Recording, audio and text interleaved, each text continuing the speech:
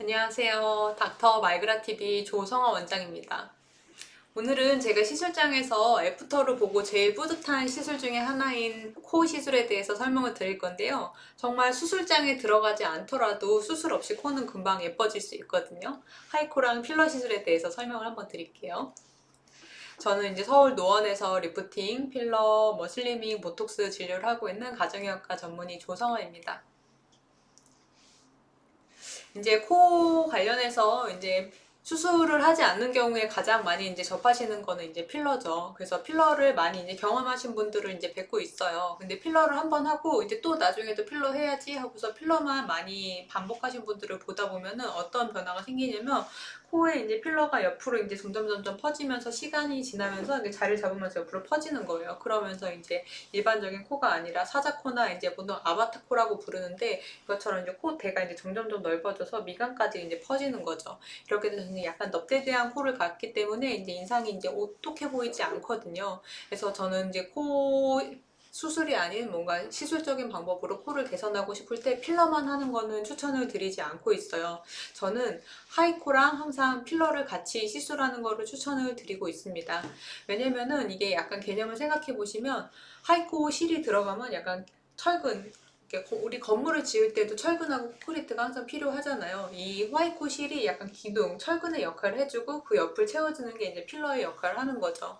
그래서 이제 하이코가 이제 먼저 딱 기둥을 들어가서 이제 약간 좀 자리를 잡아주고, 그리고 어느 정도 높이가 잡혔으니까 필러도 양도 좀 더 적게 들어가도 되겠죠. 그래서 필러가 필요한 양을 좀 줄여줘서 옆으로 덜 퍼지게 하고, 또 기둥이 잡혀 있으니까 옆으로 퍼지는 것도 적을 뿐만이 아니라 더 오똑하게 보이게 합니다. 그래서 이런 복합 시술이 약간 시너지 효과를 볼 수가 있어요.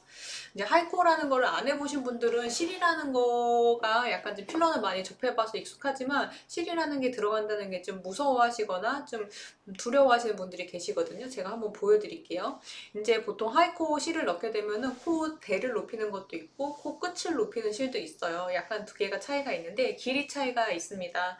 코 대를 높이기 위해서는 보통 이 코 끝에 들어가는 입구를 만들어서 끝에서 이제 올리는 시술을 하고요. 코에 이제 들어간 입구를 만든 다음에 이 실을 보여드리면 요 정도로 생겼어요.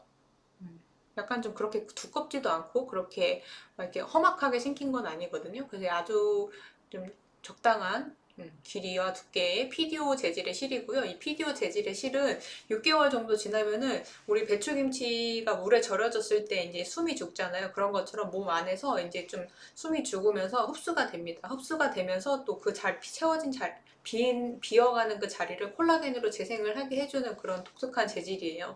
그래서 그냥 실만 넣는 것보다는 이런 피디오 재질의 실을 넣어가지고 코 기둥을 만들어주고, 그리고 나서 이제 필러를 넣어주면은 기둥으로서의 자리를 잡죠.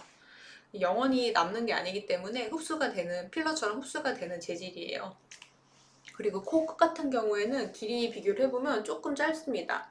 그래서 이 코 끝에는 조금 더 짧은 재질의 실이 들어가고요. 이렇게 생겼고요.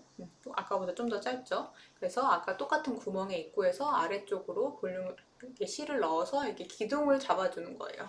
그래서 끝에 들어가게 되면은 이렇게 기둥을 잡아서 이렇게 끝을 유지하게 해준다라는 게 개념을 알고 계시면 될 것 같고요. 이렇게 실과 필러를 같이 하게 되면 아무래도 좀 더 견고하게 유지가 오래 되는 것 같아요. 시술 순서도 한번 설명을 한 번 더 드릴게요. 만약에 필러랑 실이랑 같이 하게 된다 하면은 보통 이제 먼저 들어가는 입구를 마취를 해야 되겠죠. 그래서 마취를 하고, 그리고 나서 들어가는 입구에 보통은 코대부터 시술을 합니다. 그래서 코대로 해서 이제 기둥을 싹 잡는데 그냥 넣는 게 아니라 저는 얼굴에 미간이랑 뭐 코랑 입술에 얼굴에 기본적인 축이 있기 때문에 그 축을 항상 이제 계산을 하고요. 그래서 그 축에 맞춰서 어떻게 해서 좀 코가 휘어 있다면 어떻게 해야 덜 휘어 보이게 할지 그런 축에 맞춰서 일단 하이코 콧대의 기둥을 먼저 넣고요. 그래서 시술을 할 때 제가 항상 또 여쭙는 게 자연스럽게 하고 싶으신지 아니면 좀 티가 나고 싶으신지를 항상 여쭤요. 그래서 좀 나는 티가 나고 싶다 하시면은 개수를 충분히 해서 콧대 하이코를 이제 넣어드리고요. 그리고 나서 어느 정도 기준에 이제 틀이 잡혔다 하면은 코 끝에 이제 하이코 실을 넣어서 코 끝을 올려드립니다. 그럼 어느 정도 이제 축이 잡혔겠죠.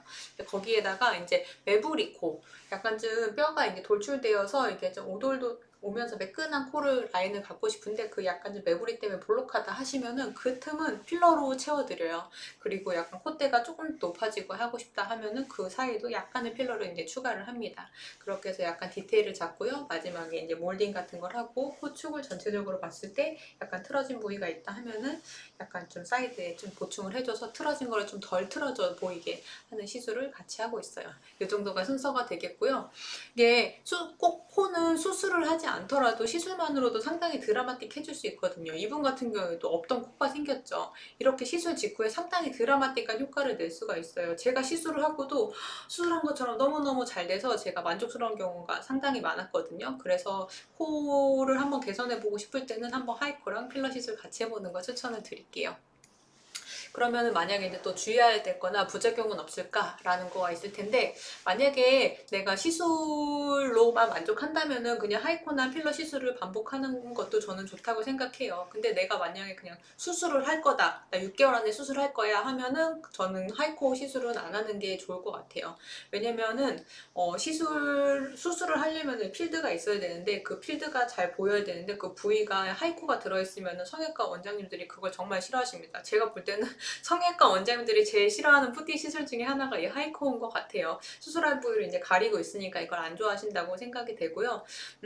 그리고 그래서 수술하실 거 아니라면은 저는 이게 하이코 시술로 이쁘게 코 관리하는 거 좋다고 생각하고, 또 하이코에 대해서 검색하면 막 부작용이 이것저것 나올 텐데 그것들은 저는 다 시술 경험이 부족하신 원장님들이 시술해서 그런 일이 생긴다고 생각해요. 약간 좀 뭐 하이코가 밖으로 나온다든지 뭐 그런 일이 있을 수가 있는데, 경력이 있는 원장님들이라면 그런 일들은 절대 만들지 않습니다. 뭐 그런 하이코 저는 뭐 크게 걱정할 것도 없고, 보통 필러라는 게 코 시술할 때는 특히 혈관 문제 이런 게 많이 걱정되잖아요. 하지만 하이코는 그런 혈관 문제에서도 자유롭고 크게 부작용이 있을 게 없습니다. 그래서 편안히 안심하고 시술을 할 수 있기 때문에 필러보다도 더 안전한 시술이라고 볼 수 있겠어요. 그래서 저는 코에는 하이코랑 필러 시술을 같이 병합하는 걸 추천드립니다. 좋습니다. 저는 정말 시술장에서 네, 진짜 너무 수술보다 더 좋아진 경우도 많이 봐가지고 저는 한번 코에 대해서 관심이 있으시다면 편하게 한번 내어보내 보시는 거를 추천을 드릴게요. 오늘 영상은 여기까지고요. 다음에 또 뵙겠습니다. 좋아요, 구독, 알림 설정 해주시면 큰 힘이 되겠습니다. 다음에 뵐게요.